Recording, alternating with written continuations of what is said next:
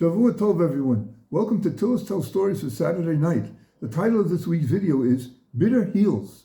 I adapted it from Haggadah of the Hasidic Masters by Rabbi Sholem Meir Wallach.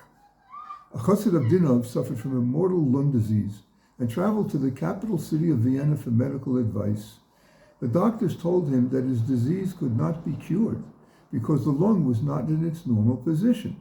It was pushed to one side and was filled with phlegm, which could not be drained and would cause decay.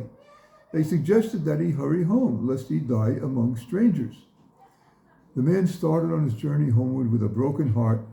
His way passed through Sanz, and he thought to himself, the Divrei Chaim is famous as a great scholar and authority on Jewish law.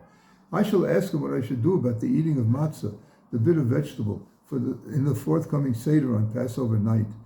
I am unable to eat the required amount, the volume of an olive, approximately an ounce.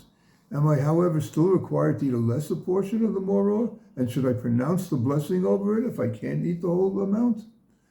Rabbi Chaim Haberstan of Sanz was the first Rebbe of the Sanz-Klausenberg dynasty. He is famous for his extraordinary dedication to the mitzvah of tzedakah and as a renowned Torah scholar. His voluminous and wide-ranging writings are all published under the title Divrei Chaim. Thus, he was referred to as the Divrei Chaim. The Rebbe listened to his question. It is written in the Zohar, he replied, that maror is a healing food. You should be able to eat the full prescribed amount and be healed. The Chassid was an accomplished Torah scholar in his own right. After he left the Rebbe's presence, he remembered that the Zohar does not say that maror is a healing food, but rather matzah is a healing food. The Divrei Chaim had obviously made an error, and with that thought he dismissed the incident from his mind. On the night of the Seder, when the moment for eating maror arrived, the sick man took the tiniest portion of bitter herbs. He immediately began to cough strenuously, weakening him greatly. He was worried that his end had come. If so, he cried out, let me at least fulfill the mitzvah properly. He took a full portion of the strong horseradish and ate it.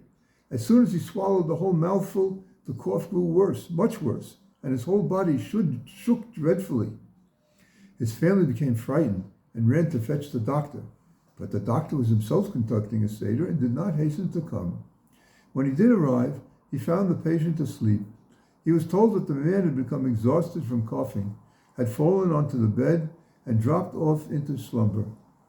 The doctor said that the rest was good for him and that he should not be awakened. He slept until a late hour the following day, and when the doctor came again to examine him, he was amazed. The patient was completely cured. The force of the cough and the shuddering of his body had jarred the lung, and it had returned to its normal position. The flame had been able to drain out. The maror had indeed been, as the Rebbe of Sanz had said, a healing food. So now we know that the Zohar proclaims that the matzah is healing food, and a big tzaddik has said that the maror is also. However, that seems to apply only when the required measure of each is eaten in full. The handmade round matzah, it's half of a matzah. If a machine square matzah, a whole matzah. It leaves a little room for differences in companies and sizes. For maror, more than an ounce of horseradish and or Roman lettuce, but that is either one alone or combined. Also, important, the matzah is supposed to be eaten very quickly, in haste, like our ancestors speeding out of Egypt. To do it fast enough can be difficult.